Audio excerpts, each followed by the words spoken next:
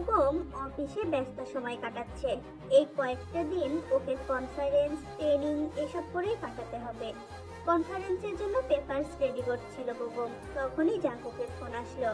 Begum file একপাশে রেখে ফোনটা রিসিভ করলো, কিন্তু ও কথা বলার আগেই জাঙ্কুক কথা বলল। আসসালামু আলাইকুম বউয়ের ভাই, কেমন আছেন? আমার অ্যাকাউন্টে 5,000 টাকা পাঠান জলদি, মিষ্টি কিনতে হবে। জাঙ্কুকের এমন খাপছাড়া কথা শুনে বেগম ভেবাচাকা খেয়ে যায়। যেই ছেলে আজ পর্যন্ত ওর কাছ থেকে একটা চকলেটও খায়নি, সেই ছেলে হঠাৎ করে টাকা চাইছে কেন? কিসের মিষ্টি কিনবে? আজ কি তোমার জন্মদিন? আহা, আজ আপনার ভাগ্নের আগমনের সুসংবাদ পাওয়ার দিন।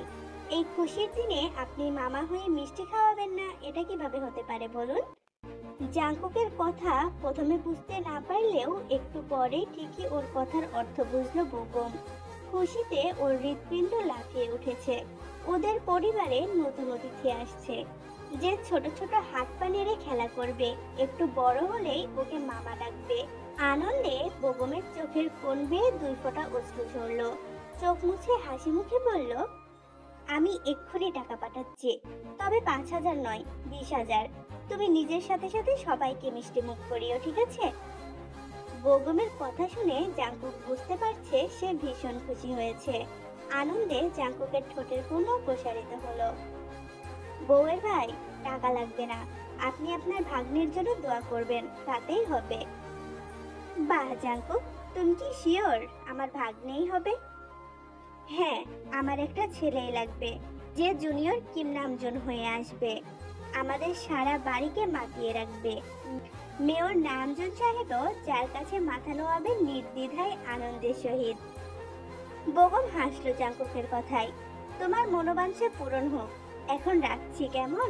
কনফারেন্স শুরু হবে এক্ষুনি। আমি 10 মিনিটের মধ্যে টাকা পাঠাচ্ছি, তুমি মিষ্টি কিনে নিও। ভাইয়া, প্লিজ টাকা পাঠাবেন না। আমি আপনার সাথে মজা করেছি, আপনি টাকা পাঠালে আমি নিজের কাছে ছোট হয়ে যাব, এমনকি তের কাছেও। জাঙ্কুকের কথা শুনে বেগম আর টাকা পাঠালো না, তবে 20,000 টাকা রেখে দিল ভবিষ্যৎ ভাগ্নের জন্য। শাশুড়ি আম্মা, কি করছেন? রিনা আক্তারের পেছনে গিয়ে তাকে জিজ্ঞেস করলো আইয়ু। হঠাৎ আইয়ুর কথা শুনে চমকে উঠল রিনা আক্তার। হাত থেকে একটা ব্যাগ নিচে পড়ে গেল। সে হাসতে পাসতে ব্যাগটা আবারও হাতে নিয়ে লুকোনোর চেষ্টা করলো। পেছনে আইসা এমনি ভূতের মতন ডাকো কেন? আমি চমকাইছি তোমার ডাক শুই না? তোমার কি আক্কেল জ্ঞান কিছুই নাই? এটা ভূত হবে না, পেতনি হবে শাশুড়ি আম্মা। আর বরাবরই আমার আক্কেল জ্ঞান খুবই কম। আপনি কি লুকোচ্ছেন দেখি? আইও উকি ঝুঁকি মেরে দেখার চেষ্টা করছে। কি লুকামু? তুমি ঘরে যাও, এখানে কি কাম তোমার? হ্যাঁ, এখানেই তো আমার আসল কাজ শাশুড়ি আম্মা। এটা আমার শ্বশুর বাড়ি, তাই ইচ্ছে করলে যেখানে খুশি যেতে পারি। দেখি আপনার হাতের ব্যাগে কি আছে। আইও রিনা আক্তারের হাত থেকে ব্যাগটা প্রায় ছিনিয়ে নিল, এরপর সেটা খুলে দেখতে থাকে। তোমার এত বড় সাহস, আমার হাতের থাইকা ব্যাগ কাইরা নাও? আজকা আসুক পিঠার বাপে, তোমারে আমি দেখাই দিমু আমার হাত থাইকা ব্যাগ কাইরা নেয়ার মজা। দাও বলছি আমার ব্যাগ, আমার সংসারে আগুন জ্বালাইতে আইছ। সে আপনি পিঠার বাপকে ডাকেন আর পিঠার মামাকে ডাকেন, আই ডোন্ট কেয়ার। কিন্তু আপনি আমাকে না বলে বেগমের নিয়ে আসা ফলমূল মিষ্টি ব্যাগে রেখেছেন কেন? আর সেদিন বেগম সেমাই এনেছিল, সেই সেমাইয়ের প্যাকেটও দেখছি এখানে। আচ্ছা, এগুলো তাহলে বাপের বাড়িতে বাজার করছেন? আমার স্বামীর টাকায় কেনা জিনিসপত্র আপনি কার হুকুমে নিজের বাপের বাড়িতে দিচ্ছেন? এগুলো কোথাও যাবে না। আইও ব্যাগ উপর করে সব জিনিস ঢেলে দিল খাবার ঘরের মেঝেতে। আমি কি করমু না করমু সেটা তোমার কাছ থেকে শুনমু? খবরদার কইতাছি, আমার সংসারে মাতাব্বরি করবা না। নতুন বউ নতুনের মতো থাকো। আমার স্বামী যেখানে তার টাকায় কেনা মাছ মাংস ফল মিষ্টি খেতে পারে না, সেখানে আপনি সেসব জিনিসপত্র নিজের বাপের বাড়িতে পাঠাবেন, সেটা আমি কিভাবে হতে দেই বলুন? আপনি যদি বুনো ওল হন, তবে আমিও বাঘাতে তোল। আপনার 20 দাঁত ভাঙতে আমার 2 মিনিটও লাগবে না।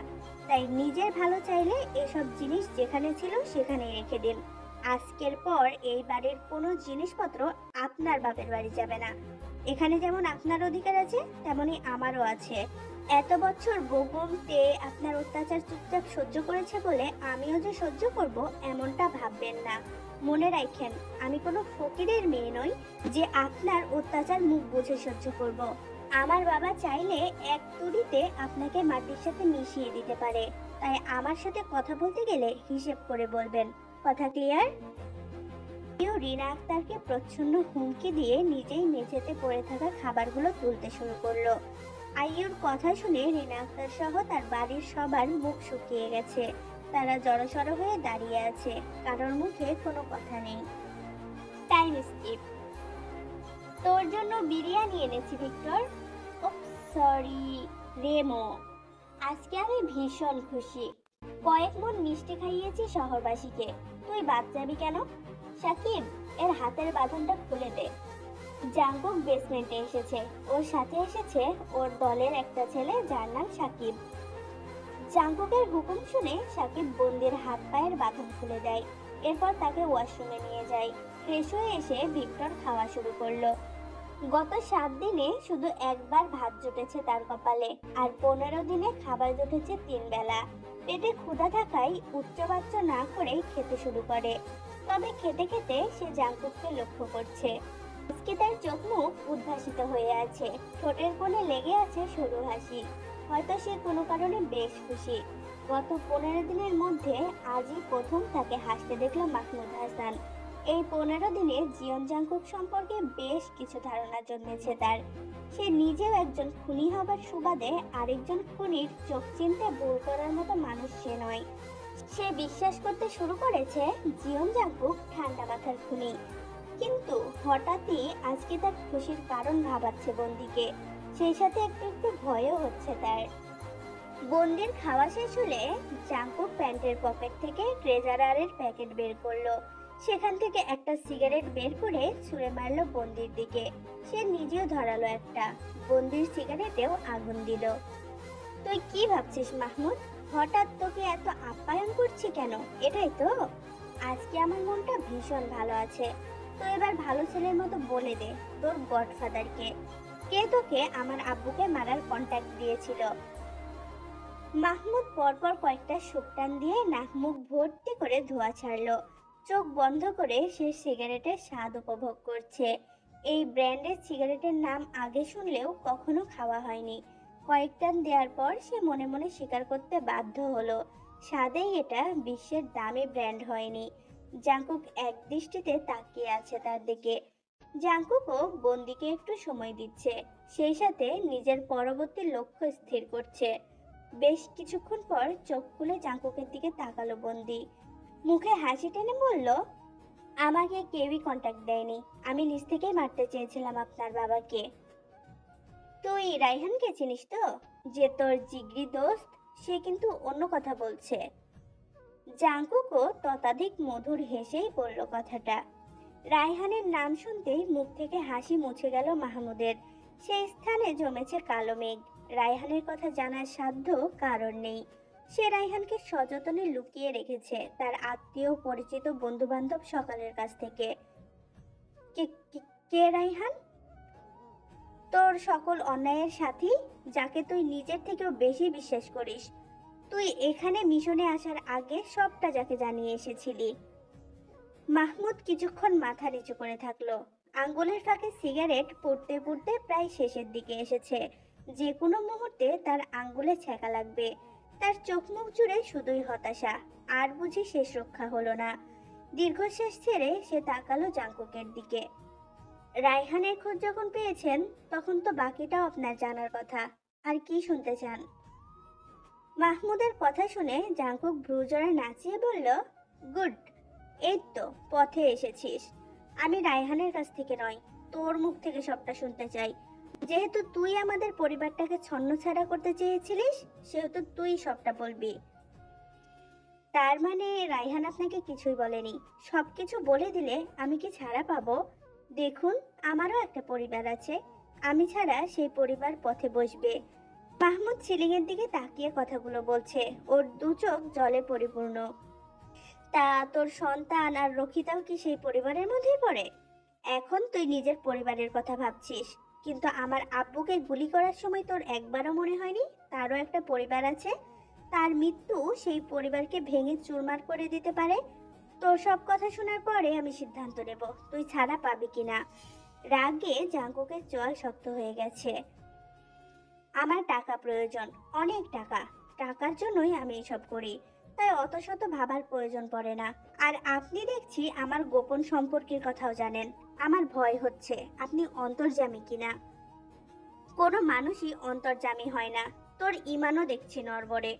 আগেই বলেছি তোর সম্পর্কে আমি সবটা স্টাডি করেছি অনেক দিন। এবার শুরু কর। আমি অনেক দিন ধরে অপেক্ষা করছি। আর নয়, আগে আমার জীবনের নিশ্চয়তা চাই। নিশ্চয়তা পেলে তবেই বলবো। আর সবকিছু শোনার পরে সহ্য করতে পারবেন তো? কিছু না বললেও তুই মরবি। তোকে আমি বাঁচিয়ে রাখবো না। তুই না বললেও আমি ঠিক খুঁজে বের করব। হয়তো একটু দেরি হবে এই যা, কিন্তু বের তো আমি করবই।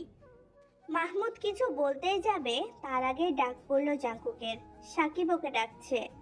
ভাই, সুগা ভাই ফোন করেছে, আপনার সাথে কথা বলবে। আজ তাহলে এটুকুতেই থাক। আমি ঠিক 3 দিন পর আবার আসবো। এই 3 দিন তুই কোনো খাবার পাবি না, শুধু একবার পানি দিয়ে যাবে আমার ছেলেরা।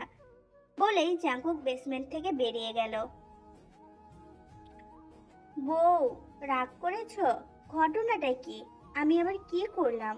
বউ, ও বউ, কিছু তো বলো।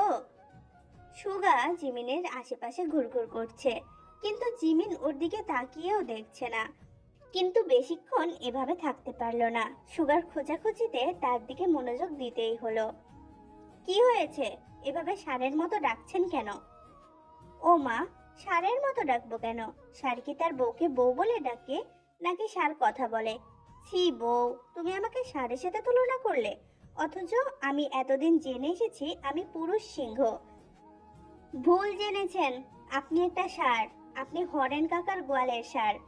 দেখো জ্বালা, আবারও ষাঁড় বলছে। আর একবার যদি ষাঁড় বলেছ, তবে আমি তবে আমি কিছু একটা করব বলে দিলাম। সুগা কোনো কথা খুঁজে না পেয়ে কি বলবে বুঝতে পারছে না। কি করবেন? তোমাকে জড়িয়ে ধরে আদর করব। কি চলবে?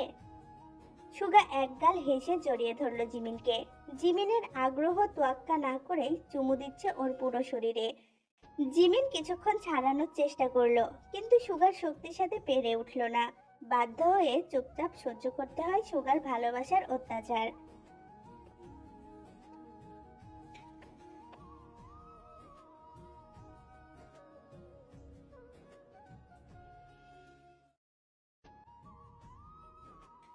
অনেকক্ষণ পর সুগার হাত থেকে ছাড়া পায় জিমিন। দুজনেই হাঁপাচ্ছে। জিমিন সুগার লোমবিহীন বুকে আঙ্গুল চালাচ্ছে।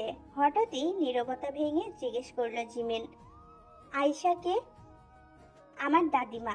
সুগা নিশ্চিন্ত মনে উত্তর দিল। আপনার কত নাম্বার দাদিমা তিনি? জিমিন ছাড়বার পাত্রী নয়। সে আবারও জিজ্ঞেস করলো। আস্তাক ফিরুল্লাহ, আমার দাদিমা একটাই। আমার দাদুর চরিত্রে কোনো সমস্যা ছিল না। তার জীবনে একজন নারী ছিল। এই আয়েশা সিঙ্গাপুরে থাকে। তার কথাই জিজ্ঞেস করছিলাম। সেও আপনার দাদিমা? জিমিন খামচি দিয়ে ধরে আছে সুগার বুকে। ডাবল আস্তাক ফিরুল্লাহ। সিঙ্গাপুরের আয়েশা আবার কে? সুগা জিমিনের হাত দুটো নিজের হাতের মুঠোয় নিয়ে বলল কথাটা। কেন? আয়েশাকে চেনেন না বুঝি? কিন্তু তার কথা শুনে মনে হলো না সে আপনার অপরিচিত। কি সুন্দর বেবি বেবি করছিল।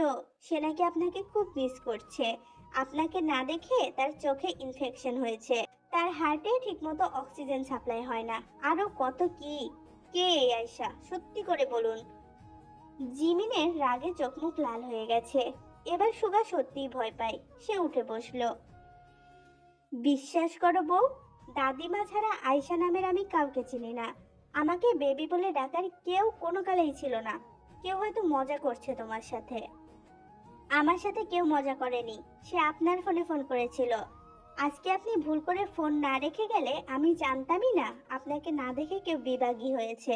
যাবেন নাকি সিঙ্গাপুর তার অক্সিজেনের ঘাটতি পূরণ করতে? তার চোখের ইনফেকশন দূর করতে যাবেন? জিমিন আরো একবার খামচি দিল সুগার বুকে। তার রাগে পুরো শরীরটা জ্বলে যাচ্ছে। কি সব নাওজুবিল্লাহ মার্কা কথা বলছো তুমি বউ? আমি নাকি সিঙ্গাপুর যাব? আর তাছাড়া একজনের অক্সিজেন সাপ্লাই করতে গিয়েই আমার দফা রফা হয়ে যাচ্ছে। এখন আবার আরেকজনের অক্সিজেন সাপ্লাইয়ের দায়িত্ব নিলে আমাকে আর খুঁজে পাওয়া যাবে না। সুগা জিমিনের হাতটা ধরে রেখেছে। আপনার ইয়ারকির গুল্লি মারি আমি। কার কাছে দিয়ে রেখেছেন আপনার কিডনি ফুসফুস? কে এই আয়শা? আজকে যদি সদুত্তর না পেয়েছি তবে আপনার নামে মামলা করব আমাকে ঠকানোর জন্য। আমার সাথে মিষ্টি মিষ্টি প্রেমের কথা বলে গোপনে আয়শার সাথে মন দেয়া নেওয়া করবেন, এটা হবে না। এর জন্য অফিস থেকে আসতে দেরি করেন। তার সাথে মনের সব কথা শেষ করতে গিয়ে বুঝি বাসায় আসতে দেরি হয়? কই দেখি তার ছবি, আমিও দেখি সে কেমন অ্যাট্রাকটিভ। জিমিন সুগার দিকে ফোন বাড়িয়ে দিল। আমার সোনা বউ, আমার জান পাখি, তুমি আমার প্রথম এবং শেষ প্রেম। আমাকে বিশ্বাস করো। কই দেখি কোন নাম্বার থেকে ফোন এসেছিল। আমি এক্ষুনি তোমার কনফিউশন দূর করে দিচ্ছি। তোমাকে বিশ্বাস করতেই হবে। আমার জীবনে তুমি ছাড়া কোনো নারীর অস্তিত্ব নেই। সুগা পারলে এবার বসে বসে কাঁদে, সেই সাথে জিমিনের দিকে তাকালেও ওর ভয় হচ্ছে। সুগা জিমিনের বের করে দেওয়া নাম্বারে ফোন দেয়। তার আগে টাইমটা দেখে নেয়। সুগা লাউড স্পিকার অন করলো। কয়েক সেকেন্ড পরেই কেউ রিসিভ করলো ফোনটা। রিনরিনে গলায় কোনো একটা মেয়ে ওই পাশ থেকে কথা বলল।